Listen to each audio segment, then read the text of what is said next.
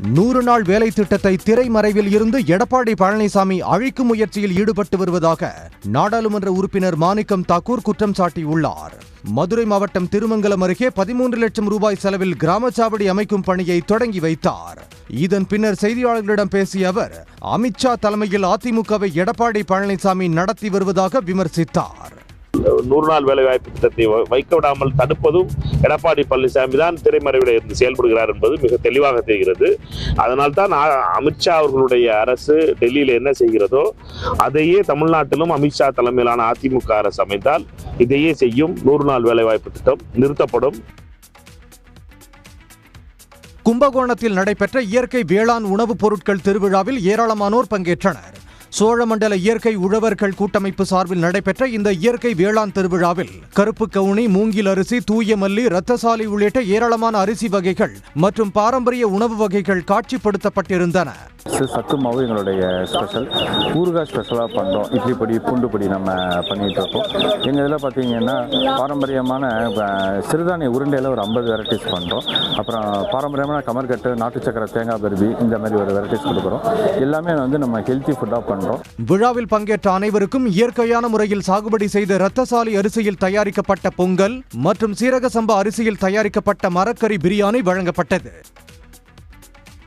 கன்னியாகுமரி வனப்பகுதியில் வேட்டையாடி யானை மற்றும் புலியின் பற்களை விற்க முயன்ற 4 பேரை கேரள வனத்துறையினர் கைது செய்தனர். கேரள மாநிலம் வெள்ளரடை பகுதியில் வனத்துறையினர் தீவிர கண்காணிப்பில் ஈடுபட்டுக் கொண்டிருந்தனர்.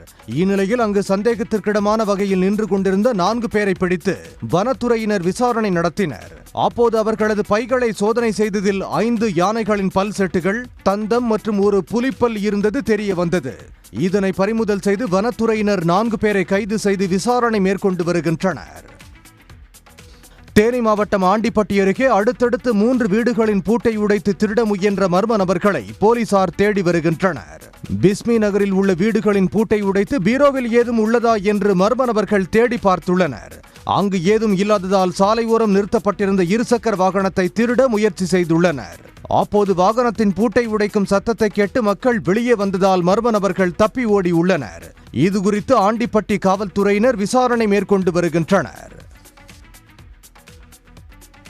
நெல்லை வர்த்தக மையத்தில் சூரியன் ஷாப்பிங் எக்ஸ்போ எனும் வர்த்தக கண்காட்சி தொடங்கியுள்ளது. சூரியன் எஃப்எம் மற்றும் தனியார் நிறுவனம் இணைந்து நடத்திய நிகழ்ச்சியில் ஃபேன்சி டிரெஸ் போட்டி மற்றும் கலை நிகழ்ச்சிகள் நடைபெற்றன. இதனை 3000க்கும் மேற்பட்டோர் கண்டுகளித்தனர். எல்லாருமே ரிலாக்ஸாக என்ஜாய் பண்ணி சாப்பிட்றதுக்கு ஃபுட் ஸ்டால்ஸுமே இங்கே நிறைய இருக்குது. ஸோ நம்ம தேவையான ஷாப்பிங் ஒரு பக்கம் இருக்குது அண்ட் சந்தோஷம். குழந்தைங்களுக்கு ஃப்ரீயாக நிறைய கேம்ஸ்லாம் வச்சுருக்காங்க. ஸோ இந்த 3 நாள் ரொம்ப சந்தோஷமாக நாங்கள் எல்லாருமே என்ஜாய் பண்ணிட்டு இருக்கிறோம். வர்த்தக கண்காட்சிக்கு வரும் வாடிக்கையாளர்களுக்கு குலுக்கல் முறையில் சிறப்பு பரிசுகள் வழங்கப்பட்டன. கோவை அருகே திருமலையம்பாளையத்தில் புதிதாக கட்டப்படும் நவீன காய்கனி சந்தையில் தற்காலிகமாக வியாபாரம் செய்ய காய்கறி மொத்த வியாபாரிகள் சங்கத்தினர் அரசுக்கு கோரிக்கை விடுத்துள்ளனர். சாய்பாபா காலனி, எம்ஜிஆர் மார்க்கெட் மற்றும் தியாகி குமரன் மார்க்கெட் ஆகிய இடங்களில் காய்கறி மொத்த வியாபாரம் நடைபெற்று வந்தது.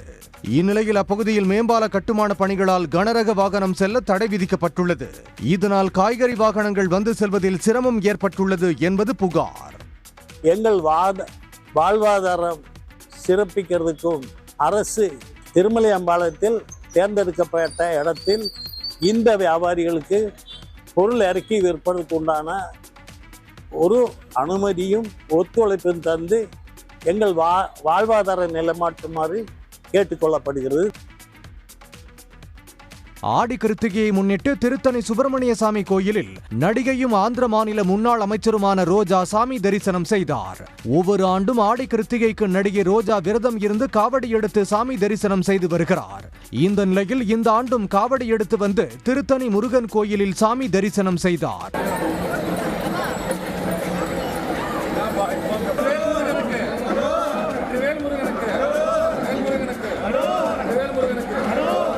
அவருக்கு கோயில் சார்பில் பிரசாதங்கள் வழங்கப்பட்டன.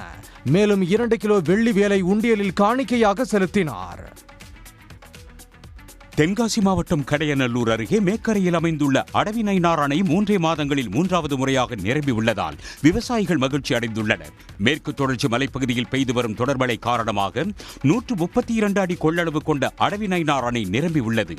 அணை நிரம்பி வழியும் அழகை பார்க்க ஏராளமான சுற்றுலா பயணிகள் படையெடுத்து வருகின்றனர்.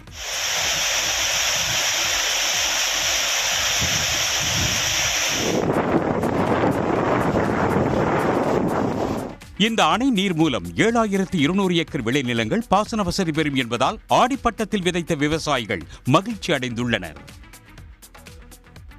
டிட்டோஜாக் அமைப்போடு வரும் 18ஆம் தேதி பள்ளி கல்வித்துறை பேச்சுவார்த்தை நடத்த உள்ள நிலையில் தங்களது அனைத்து கோரிக்கைகளையும் நிறைவேற்ற வேண்டும் என தமிழ்நாடு தொடக்கப்பள்ளி ஆசிரியர் கூட்டணி சங்கம் வலியுறுத்தியுள்ளது. திருத்துறைப்பூண்டியில் தமிழ்நாடு தொடக்கப்பள்ளி ஆசிரியர் கூட்டணி சங்கம் சார்பில் பணி ஓய்வு பெற்ற ஆசிரியர்களுக்கு பாராட்டு விழா நடத்தப்பட்டது. இந்த நிகழ்வில் பங்கேற்ற பின் செய்தியாளர்களை சந்தித்த அகில இந்திய ஆசிரியர் கூட்டணியின் இணை பொதுச் செயலாளர் ரங்கராஜன் இடைநிலை ஆசிரியர்களின் ஊதிய முரண்பாடுகளை சரி செய்ய கோரிக்கை விடுத்தார். தமிழக அரசு முன்வந்து எங்களுடைய கோரிக்கைகளுக்கு தீர்வு காண வேண்டும் என்பது இந்த கூட்டத்தின் வாயிலாக தமிழ்நாட்டுடைய முதலமைச்சர் அவர்களுக்கு தமிழ்நாடு தொடக்கப்பள்ளி ஆசிரியர் கூட்டணி வேண்டுகோள் வைக்கிறது என்பது. திருவள்ளூர் மாவட்டம் பொன்னேரி அடுத்த சிறுவாபுரியில் பிரசித்தி பெற்ற பாலசுப்பிரமணிய சுவாமி கோயிலில் ஆடி கிருத்திகையை முன்னிட்டு 500க்கும் மேற்பட்ட பக்தர்கள் பால் குடங்களை சுமந்து வந்தும் காவடி எடுத்து வந்தும் நேர்த்திக் கடன் செலுத்தினர். காவடிகளை சுமந்தபடி வந்து ஏராளமான பக்தர்கள் தங்கள் நேர்த்திக் கடனை செலுத்தினர்.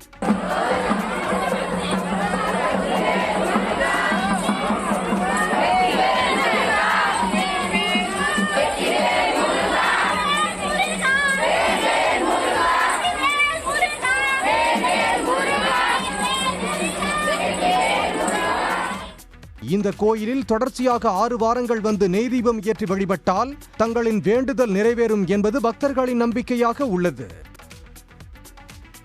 சேலம் மாவட்டம் எடப்பாடி அடுத்துள்ள பூலாம்பட்டி அருகே தந்தையின் சொத்துக்களை ஏமாற்றி வாங்கிக் கொண்டு தாய் தந்தையை வீட்டை விட்டு துரத்திய மகன் கைது செய்யப்பட்டுள்ளார். மொரசப்பட்டி அம்மன் குட்டூர் பகுதியைச் சேர்ந்த விவசாயி பெருமாள், செல்லம்மாள் ஆகியோரின் மூத்த மகன் குப்புசாமி என்கிற ராஜன் குழந்தை இல்லாத நிலையில் தனது மனைவியோடு சேர்ந்து பெற்றோரோடு வசித்து வந்துள்ளார். இந்நிலையில் சமீபத்தில் பெற்றோருக்கு சொந்தமான 2 ஏக்கர் நிலத்தையும் எழுதி வாங்கிக் கொண்ட ராஜன் அவர்களை கொடுமைப்படுத்தி வீட்டை விட்டு துரத்தியுள்ளார். இதனையடுத்து பெற்றோர் அளித்த புகாரின் பேரில் ராஜன் கைது செய்யப்பட்டுள்ளார். தாம்பரம் சானிட்டோரியம் ரயில் நிலையத்தில் மின்சார ரயிலில் இருந்து 3 வயது ஆண் குழந்தையை மர்ம நபர் ஒருவர் கீழே இறக்கிவிட்டு சென்ற சிசிடிவி காட்சிகள் வெளியாகியுள்ளன.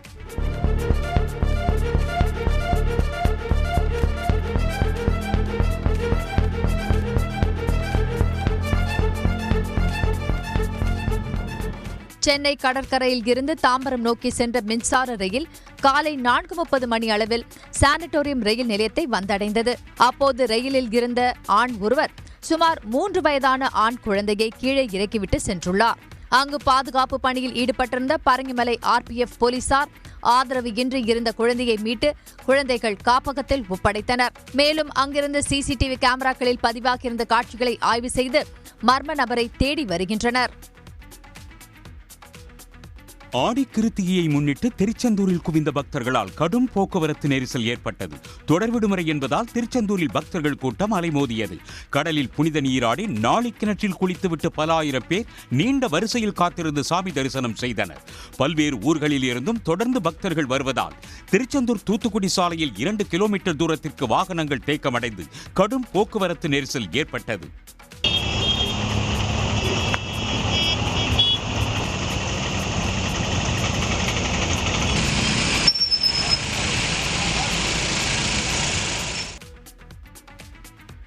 போதைப் பொருட்களின் ஆபத்து குறித்து பள்ளி மாணவர்களுக்கு விழிப்புணர்வு ஏற்படுத்தும் வகையில் உதகையில் சைக்கிள் பேரணி நடைபெற்றது. தனியார் பள்ளி சார்பில் போதையில்லா மாநிலம் என்ற தலைப்பில் மாணவ மாணவிகள் மற்றும் அவர்கள் பெற்றோர்கள் பங்கேற்ற சைக்கிள் பேரணி நடைபெற்றது. உதகை தலைக்குந்தாவில் தொடங்கிய சைக்கிள் பேரணி அரசு மருத்துவமனை, பிங்கர் போஸ்ட், ஹில் பங்க், ஆட்சியர் அலுவலகம், சேரிங் கிராஸ் வழியாக 8 கிலோமீட்டர் தூரம் நடைபெற்றது. சைக்கிள் ராலி நடத்திருக்கோம். ட்ரக் அவேர்னஸ் குழந்தைங்களுக்கும் பப்ளிக் மத்தியிலையும் எல்லாத்துக்கும் இது போய் சேரணுங்கிறதுக்காக பிரேவிங் த கோல்ட் இங்கே இவ்வளோ குழந்தைங்க அதுக்காக இருக்காங்க. தொடர்ந்து ஏதோ ஒரு நாவல் ப்ராஜெக்ட் கிரசன்ட் ஸ்கூல்லேருந்து ஊட்டி கிரசன்ட் ஸ்கூல்லேருந்து செஞ்சுட்டே இருக்கோம். கும்பகோணத்தில் உள்ள சக்கரபாணி சாமி கோயிலில் பவித்ரோத்சவ விழாவின் நிறைவை ஒட்டி தங்க கருட சேவை கோலாகலமாக நடைபெற்றது. வில்வ இலைகளால் மூலவருக்கு அர்ச்சனை நடைபெறும் சிறப்பு பெற்ற ஒரே தலம் என்ற பெருமை சக்கரபாணி கோயிலுக்கு உள்ளது. புகழ்பெற்ற கோயிலில் பவித்ரோத்சவ விழாவின் நிறைவாக தங்க கருட வாகனத்தில் சக்கரபாணி சாமி வீதியுலா வந்தார். அப்போது பக்தர்கள் பக்தி பரவசத்துடன் தரிசனம் செய்தனர்.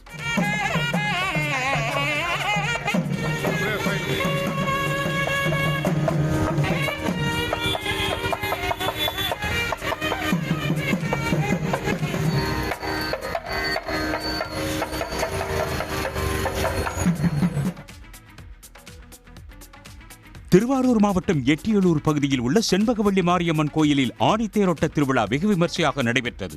இந்த தேர் திருவிழாவில் சுற்றுவட்டார பகுதியைச் சேர்ந்த பெண்கள், குழந்தைகள் உட்பட ஏராளமான பக்தர்கள் பங்கேற்று தேரை வடம் பிடித்து இழுத்தனர். மேளதாள வாத்தியங்கள் முழங்க கோலாட்டத்துடன் தேர்பவனி நடைபெற்றது.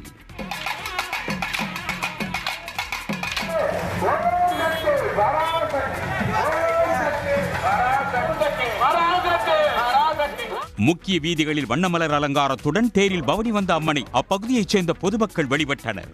உடனுக்குடன் செய்திகளை தெரிந்து கொள்ள சன் நியூஸ் பெல் ஐகானை கிளிக் பண்ணுங்க.